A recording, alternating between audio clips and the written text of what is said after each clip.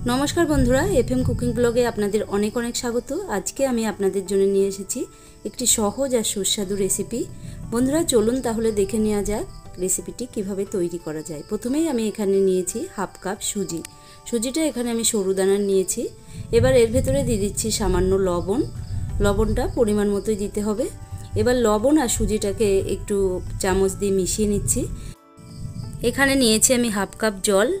अल्प अल्प करे जल दिए सुजिटा मेखे नेब। सुजिटा भिजते जतटा जल लागे ततटाई व्यवहार करब, बेशी जल एखाने व्यवहार करा जाबे ना। बंधुरा देखुन सुजिटा भिजे गेछे। एबार जलटा देखुन कतटा आमार लेगेछे, हाफ कप थेके एतटा बेঁচে আছে। এইভাবে আমি সুজিটা মেখে নিয়েছি। এবার একটা ঢাকনা চাপা দিয়ে দিলাম। ঢাকনা চাপা দিয়ে রেস্ট রেখে দেব। এদিকে গ্যাসে বসিয়ে দিয়েছি একটা প্যান। প্যানটাও গরম হয়ে গেছে। দিয়ে দিলাম 1 চামচ মতো তেল। দিয়ে দিচ্ছি জিরে ফোড়ন। ফোড়নটা একটু ভেজে নেব, হালকা একটু ভাজা ভাজা হয়েছে। এবার এর ভেতরে দিয়ে দিচ্ছি পেঁয়াজ কুচি। পেঁয়াজটাও একটু নেড়েচেড়ে নেব। পেঁয়াজটা একটু নেড়েচেড়ে ভেজে নিয়েছি। এবার দিয়ে দিচ্ছি লঙ্কা। লঙ্কাটা আপনাদের টেস্ট অনুযায়ী দেবেন, যে যেমন ঝাল খাবেন তেমনই দিতে পারেন। দেখুন লঙ্কা আর পেঁয়াজটা আমি খুবই ভালো করে মিশিয়ে নিয়েছি। এবার এর ভেতরে দিয়ে দিচ্ছি গাজর। গাজরটা আমি এখানে গ্রেট করে রেখেছি। বন্ধুরা আপনারা অনেকেই আলু খেতে ভালোবাসেন না, তাই আজকে আমি এখানে আলুর ব্যবহার করিনি। আলু ছাড়াই আজকে আমি রেসিপিটি তৈরি করে নেব। এর ভেতরে দিয়ে দিলাম ক্যাপসিকাম।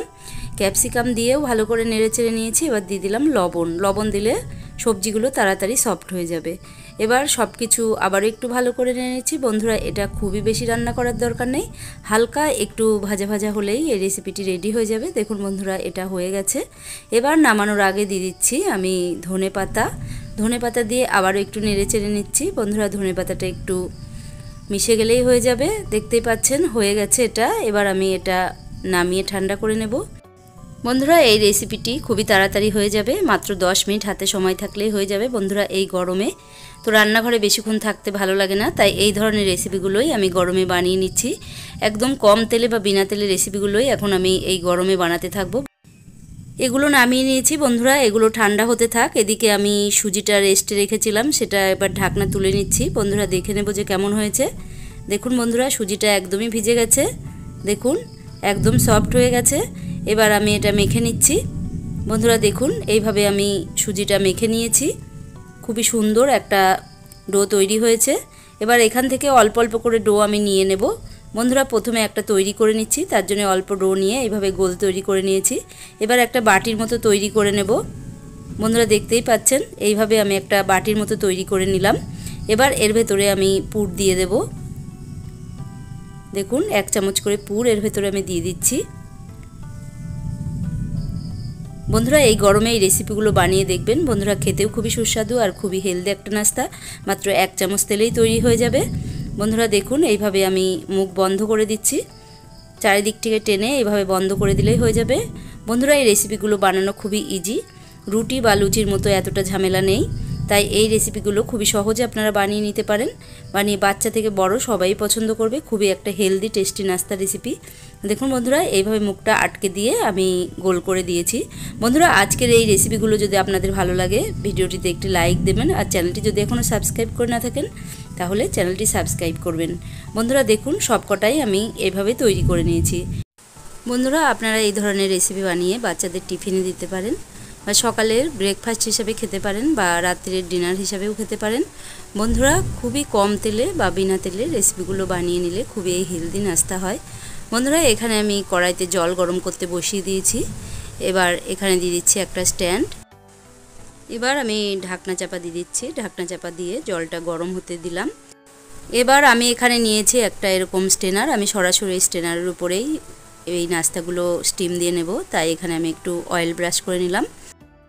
এদিকে দেখুন জলটাও গরম হয়ে গেছে, জলটা ফুটতে শুরু করে দিয়েছে। এবার আমি ঢাকনা খুলে নিলাম। এবার এই নাস্তাগুলো এর উপরে বসিয়ে দেব। বন্ধুরা এটা খুবই সাবধানে বসাতে হবে, কারণ জলটা খুবই গরম হয়ে গেছে, হাতে ভাপ লাগতে পারে। দেখুন এটা বসিয়ে দিয়েছি। এবার ঢাকনা চাপা দিয়ে আমি এটা 7 থেকে 10 মিনিট ভাপিয়ে নিচ্ছি। বন্ধুরা 10 মিনিট হয়ে গেছে। এবার আমি ঢাকনা তুলে নিলাম। দেখুন কত সুন্দরভাবে স্টিম হয়ে গেছে। এবার আমি এটা নামিয়ে নিচ্ছি। বন্ধুরা এটা নামিয়ে ঠান্ডা করে নেব, তারপরে আপনাদের দেখাবো। দেখুন বন্ধুরা ঠান্ডা হয়ে গেছে।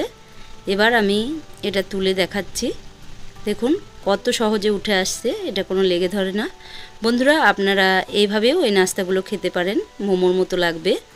তবে আমি এটা একটা প্রসেস করে দেখাচ্ছি। এখানে গ্যাসে বসিয়ে দিয়েছি একটা প্যানে দিয়ে দিলাম 1 চামচ মতো তেল, দিয়ে দিচ্ছি জিরে ফোড়ন আর দিয়ে দিচ্ছি সর্ষে ফোড়ন। এগুলো একটু ভেজে নেব, হালকা ভাজা ভাজা হলে এর উপরে দিয়ে দিচ্ছি চাট মশলা, 1 চামচ চাট মশলা দিয়েছি। এবার দিয়ে দিলাম চিলি ফ্লেক্স।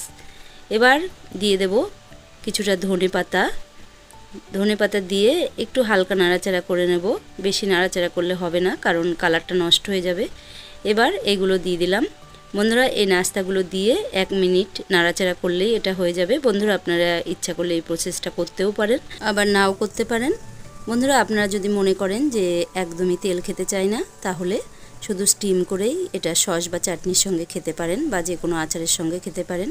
দেখুন বন্ধুরা এটা রেডি হয়ে গেছে। এবার এটা একে একে নামিয়ে নেব। বন্ধুরা আপনারা কিন্তু কমেন্ট করে জানাবেন আপনারা এই ধরনের রেসিপি জানতে চান কি না। তেল ছাড়া বা খুব কম তেলের রেসিপিগুলো যদি জানতে চান অবশ্যই কমেন্ট করবেন, আর ভালো লাগলে লাইক কমেন্ট শেয়ার করবেন। দেখুন বন্ধুরা একদমই রেডি হয়ে গেল। এবার আমি আপনাদের একটা ভেঙে দেখাচ্ছি যে ভেতরটা কেমন হয়েছে। দেখুন বন্ধুরা দেখেই বুঝতে পাচ্ছেন যে ভেতরটাও কত সুন্দর হয়েছে। বন্ধুরা আজকের মতো রেসিপি এখানে শেষ করছি। দেখা হচ্ছে অন্য কোনো ভিডিওতে। Thank you.